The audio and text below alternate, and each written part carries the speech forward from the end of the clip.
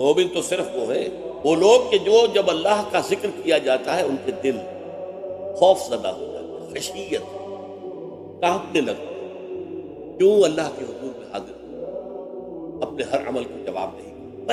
وجلت کہتے ہیں خوف۔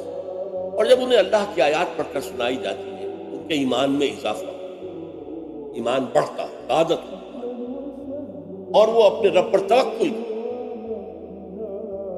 الذین یقیمون الصلاۃ، وہ لوگ